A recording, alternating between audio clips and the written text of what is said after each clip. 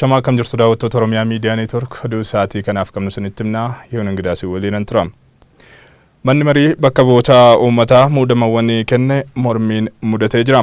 Dhimma kana laalchisuun namoonni yaada isaanii marsaalee hawaasaa irratti kennan Ministeerri Muummichaa aangawoota yeroo gabaabaatti akka kanaan wal jala jijjiiruun kun biyya duraanuu rakkoo keessa jirtuuf furmaata hin ta'u jedhan.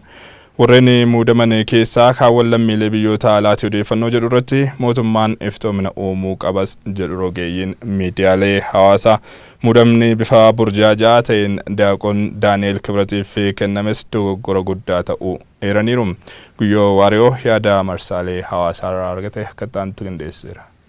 በተደጋጋሚ ከህዝብ በሚቀርቡ ጥያቄዎች ወደ ጎን እየተተወ ናሚቺ walqixxummaa amantiitti namanu amantii tokko amantii birarra kakkaasa akkasumas lammiilee jidduu walqoodisuumuuf hojjata. Daani'eel Kibrat bakka kanaaf maluu yaadi miseensa paarlamaa Dr. Gammadoo Daallee ture. Manni marii bakka bu'oota uummata yookaan paarlamaan Itoophiyaa walga'iidilee 14 barojii 5 tolfaate. Haalum kanaan qaboo yaa'ii walga'iidilee 5 barojii 13 ragaasifatee muudama ministeerota kenna. Adaanech Abeebee haadhalanga waligal federaala taate. Dr. Liyaa Taaddesee ministeer fayyaa kennan. Abbalaa Qayyaaloo ministeer Galiwaanii godhuun bakka Daanechi darbatan. Fiilsan Abdullaa illee ministeer dubartoota daa'imaniif dargaggoota taate jechuun aangoo qoodachuun miseensota boord ejensi pirees Itoophiyaatiif maqaan namoota 9 ga'umsaaf odeeffannoon isaanii muummichi ministeeraatiin dubbifama. Jara kan keessa illee tokko duubna amantii gorsaaf jaal muummichi ministeera guddaa Daaqon Daani'eel Kibrat ture. Dhuumerra carraan miseensa marii bakka bu'ootaatti kenname Dr. Gammadoo Daallee haasaa ofiitti keeyyaate. Miseensonni boordi dhaabbata pirees Itoophiyaa jijjiiramuun deeggara. Akka sababaatti immoo waan dhiyootan fuul Facebook dhaabbaticharra maxxanfam kaasuun dubbisa katifuuf Dr. Gammadoon muudamnam tokko jabeesse mormu jechuun dhaadate. Namni sunillee duub Daaqon Daani'eel Kibrat ta'uu tamsaas kallattii miidiyaa biyyaalessaa IBC'n furguggeesse paarlaamarrii bakaas. Hoomi uummata dhaga'uu dhabuun maal fiddanii yoo taatan malee wanni nu jechuu jirsirree miti. Namni kun bakka uummata hedduu tajaajiltirra tajaajiluu hin danda'u. Kanaaf dabinni hojjechaa tur mul'isuuf raga guutuu qabni jechuun miseensi paarlamaa gorsa muummichi ministeera gatidho. Namichi Daani'eel Kibrat jedhan kan biyyi bittinneessuuf moo waltu nufiduuf garangoo fiddaniin gaafi miseensi paarlamaa biraati. Eegee dubbiinaaf Daani'eeltuun jabaachaa dhumnaa naaf yaa'imman marii bakka bu'oota Taaggase Caafoo dubbi qabbaneessuuf gara harka laakkaa'uu dabran. Miseensi paarlamaa 298 horkan irratti argamee marsa qaraatiin nami 149 hafilamu jedhe 129 mormuun 27 afaan qabate walir buusanii jennaan lakkoofsi isaanii daan hirmaattota paarlamaa hornu keessatti argam caaluun 302 dubbiin irdeebi. Marsa lammeessoo hura kanaatiin nami 148 Daani'eel Feele 126 morme 24 afaan qaba. Dhume irratti dubbiin fuul miidiyaalee hawaasaa taakkoon miseensi Kaafawaab Jawaar Mahammadeer biyyattii keeyya 59 karagaa dhiyeeffachuun Daani'eel Kibrat qabxii lamaan kufu fallaafis. Hura kanirra jaalli muummichi ministeera dabaawwaan filameef akka kufu qabaabiyaa himan marii bakka bu'oota uummataallee gaafa.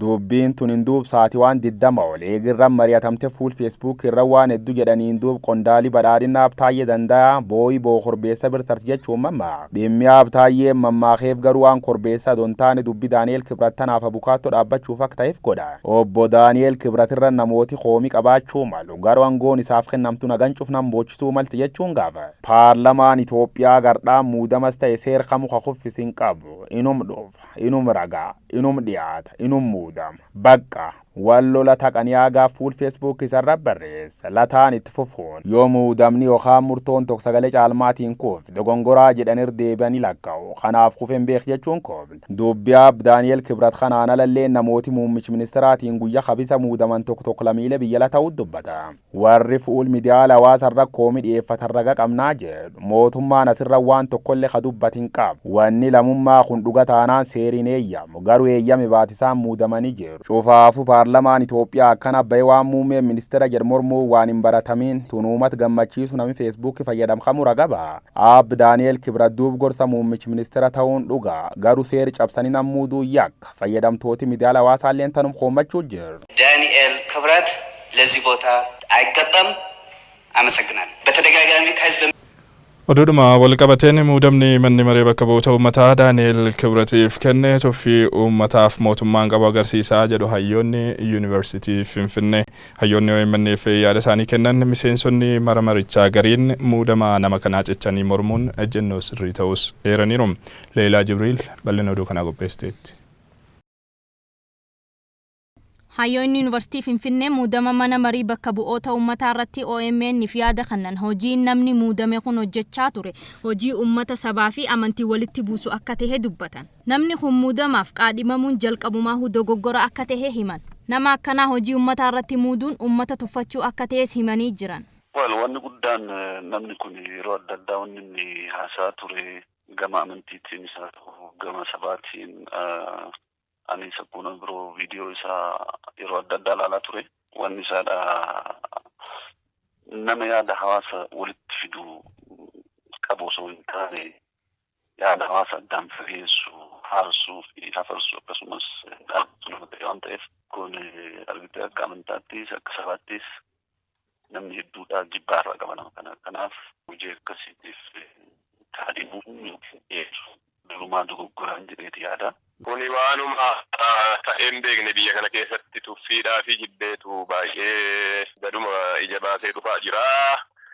Namoonni hamma kana walakkaatii ol ta'u mormanii dhiisiiti bakka bu'aa uummataati kan uummanni bakka buufatedha. Namichi amantaadhaan nama qoodaa Pirotestaantiin jibbaa, Musliimaan jibbaa, Waaqeffataan jibbaa, eenyummaa sanyii namaan jibbaa erga kana jedhamee dhaabuu ture egaa kuni waanuma seera ala baay'inatti fakkaata egaa kuni maaliif akka yaadames naaf hin galu. Miseensonni mana marii bakka bu'oota uummataatis waan uummata keessa jiru waan mormaniif uummata bakka bu'uu isaanii hojiidhaan akka mirkaneessan dubbatan. Hayyoonni hojii miseensonni warri mana marii bakka bu'oota uummataa hojjetan kanaaf galatoonfataniiti jiran. Kan ta'uu qabus kanuma namni filatamee paarlaamaa keessa galu achi dhaqee harka dha'uudhaaf yookiin mugee bahuudhaaf osoo hin ta'in uummata bakka bu'ee waan jiruuf fedhii uummataa quuqama uummataa imaanaa uummanni itti kenne sana ibsachuudha. Kanaaf fedhii ofii danda'a ofii yaada ofii osoo hin ta'in waan itti himame qofaaf jilbiffachuu yookiin ajajamuu osoo hin ta'in positive haala ta'een wanna qeeqamuu qabu, wanna sirraa'uu qabu, wanna dogoggora ta'e walitti agarsiisuun the very essence of representation isa jedheeti namana because wanna hawaati akka nama paarlaamaa yoo ta'ettu hawaasa bakka buuteeti voice hawaasa sanaa taate waan ta'eef I think kan godhames kanuma godhamus kan qabu kanuma jedhee amana. Sosobuun kun jirti karaarraa ka'eera waan baay'eeni miseensi paarlaamaa kaleessa dhugaa dubbatanii yaadaawwatanii galateeffamuu tura jira. Uummata isaanii bakka bu'anii akka jiranii agarsiise. Isa jalqabaati kuni dimokiraasiin kun bal'atee yookaan immoo namoonni akka kanaa itti deemuu tura jira. Mootummaan nama uummata keessatti rakkoo uumuu akka hin qabne dhaamanii jiran. Gara oduuwwan birootti wayitaa ceenu ammoo aanaa gumbii bordoddeetti ammallee lolli uummata irraa hin dhaabbanne jedhame. Weerara daangaa Oromiyaa irratti baname kanaan namoonni 10 hanga yoonaa yoo ajjeefaman 7 madaa'aniiru jedhe waajjirri dhimmoota kominikeeshinii aanichaa. Abrahaam Birruu gabaasa dabalataa qopheesseera.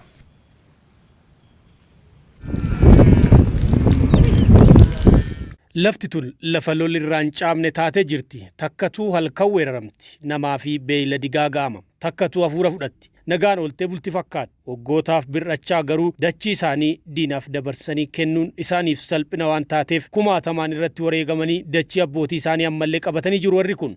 Aanaa horsiise bulaa gumbii bordoddeettiin araddaan tun araddaa taa'a gumbii jedhamti. Biyya gootonni akka Yaayyaa Alii Siree fi Ittisaa Roobaa irraa biqilaniin. Iddoon kuni seenaa guddaa keessa qaba akka Oromootti jechuudha. Arraa miti lafti kun lafa keenya. Lafti kun immoo keenyummaa isii maal mirkaneessa iddoo Yaayyaa Alii Sireedhaa seena qabeessi Oromoodhaa gootaan beekaman gaafa milik Oromoo gabroomsu iddoon tun iddoo itti hanniisaa lolanii gara kanaan akkam baane godhame jechuudha. Miila akkam baane godhameeti milik kanniisaan Oromoon gaachinaan waraanaan dura baate namni cabsise Yaayyaa Alii Siree jedhama iddoo sun iddoo sana. Asin cabee deebee milik duuba deebee eesaan harsee gara duubatti seene. Aanaa horsiise bulaa gumbii bordoddee aanaa ollaa Affaar yoo taatu erguma sirni wayyaanee biyya bulchuu jalqabee kaasee lola ollaa isaanii Affaar irraa irratti deemaa jiruun aara galfatanii hin beekan. Marii araddaa tanarratti ji'oota muraasa dura haawwan manguddootaa fi dargaggoota waliin goonen jijjiirama boodas lolli kun akka irraan dhaabbatiin nutti himanii turan. Mana gubeet meeshaa dhiqatee maal hambise kafana hambise Ni waan itti nyaannu nan beeku.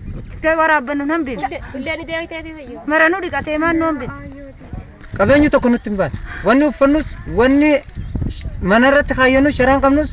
Yeroo nuyi hawaasa araddaa ta'a gumbii waliin marii goone sana dursee ji'oota muraasa namoonni hedduun haleellaa hidhattoota Affaarii dhufaniin isaan irratti banameen yoo xinnaate namoonni 10 lubbuu dhabuu qabeenyi hedduun illee lola sanaan manca'uu gabaasuun keenya ni yaadatama. Ammas lolli hidhattoonni gama Affaar oofan kun isaan irraa dhaabbatee hin jiru. Guyyoota muraasa duras haleellaa isaan irratti banameen namoonni 10 araddaa ta'a gumbii tanarraa lubbuu yoo dhaban namni 7 madaa'ee dhaabbilee fayyaa garaagaraatti yaalamaa jira. Abdul Malik Ahmad waajjira dhimmoota kominikeeshinii aanaa horsiisa bulaa gumbii bordoddeerraayi. Mootummaan naannoo Affaar qindeessee waraana irratti uummata keenya irratti labseerraa eegalee jechuu guyyaa san namni 10 akka du'anii fi akkasumas namni 7 kan madaa'e ta'uu isaati. Uummata keenya kan nagaan qabeenya isaatti qeesaa keessa jiraatu. Uummata kanarratti hangammaatti kan guyyaarraa deeggarsiisanii uummata kanarratti dhukaasa kan banuu jiraachan ta'uu isaati. Projektoonni mootummaa fi qabeenyi horsiise bulaa araddaa ta'a gumbii marti barbadaa'uu himu. Lola deddeebi'ee lafa tanatti godhamaa jiruun abbootii warraa fi dhiironni araddaa tanaa marti wareegamanii ilmaanii fi dubartoonni qayeetti akka hafaa jiran dubbata Abdul Malik. Lolli kun weerara dachii Oromoo qabachuuf godhamu akka ta'e Oromoon marti quba qabaadhaa jedha namni kun. Babal'ifannaan lafaa uummata mootummaa naannoo Affaariin taasifamu kun bara 2009 irraa eegaleeti. Bara 2009 achitti raayyaa ittisa biyyaatti wajjin ta'uudhaan uummata achirraa mana isaanii gubanii mana 48 jechuu gubanii achirraa sosoosan. Iddoo san uummanni ammas xiqqishoo ol siqee yeroo bakkuma san taa'u dhufanii ammas bara darbee bara 2011 achitti uummata nama achi tajjeesanii nama gatanii jechuu nama baay'ee hanga dubartiitti jechuu. Kaayyoo warra kanaa babal'ifannaa lafaati. Lola kana qabbaneessuuf raayyaan ittisa biyyaa achi bobba'uu kan himu namni kun raayyaan ittisa biyyaa bilisummaan tajaajilaa jiraachuu irratti yaaddoo akka qabu hima. Raayyaan ittisa biyyaas erga dhaabaa jedhamee booda nuti uummanni keenya ni dhaabee jarri immoo isaanuma biraan darbanii dhufanii uummata keenya guyyaarraa kan dha'aa jiran argaa jirra. Baay'inaan odoochi jiranii odoo jara kana deebisuu dandanii isaanuma biraan darbanii uummata keenya waraanaa jiran. Weerarri kun guyyumaanuu itti fufee akka jiru Abdul Malik OMN itti bilbilaan himee jira. Garaadiiwwan birootti wayitaa ceenuu immoo godina Arsii Lixaatti weerarri dhibee shiftoo erga mudatee ji'ooti lakkaa'amuu ogeeyyiin fayyaa godinichaa himan. Lubbuun daa'immaniis dhibee kanaan darbaa jiraachuu ibsaniiru. Abdusalaam Hassan bal'ina oduu kana qopheesseera.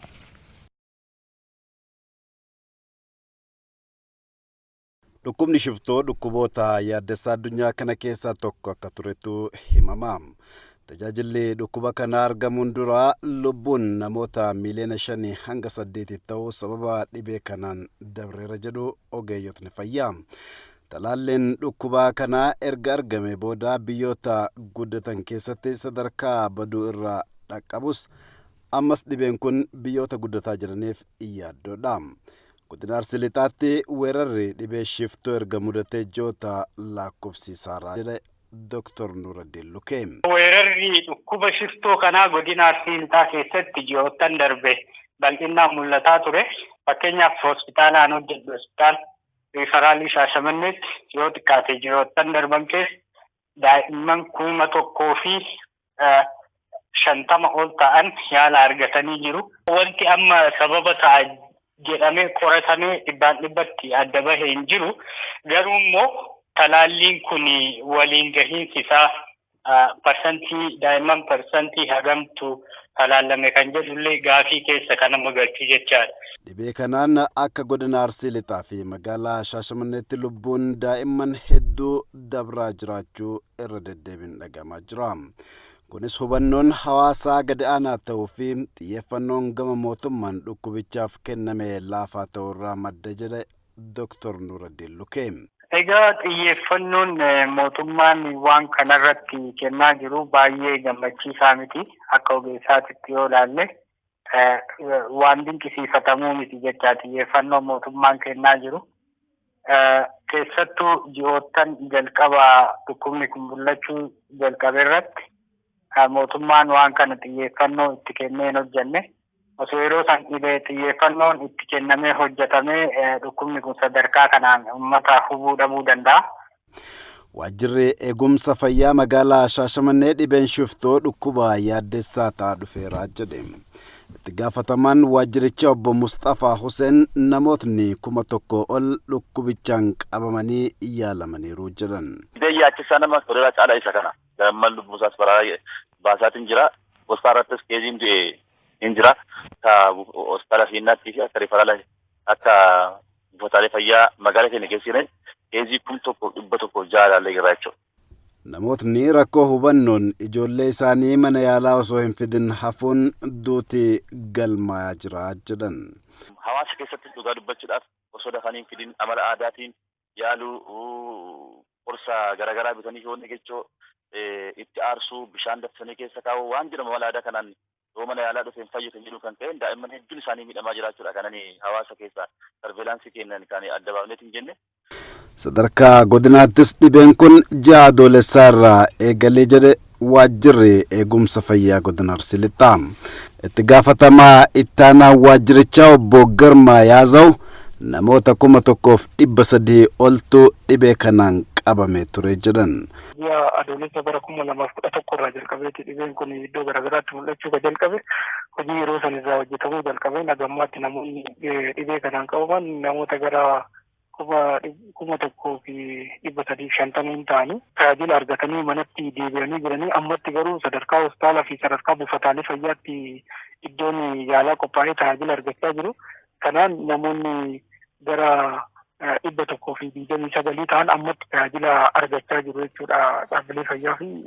Akka godina Arsii Lixaatti namootni dhaabbilee fayyaatti dhukkuba kanaan lubbuun isaanii dabarte nama 5 ta'u eeran obbo Girmaan. Sadarkaa godina Arsii Lixaa fi magaalaa Shaashamanneettis lubbuun sababa dhibee gifiraan yookaan shiftoon osoo gara dhaabbilee fayyaa hin deemin dabraa jiru hedduu akka ta'e irra deddeebiin himamaa jira.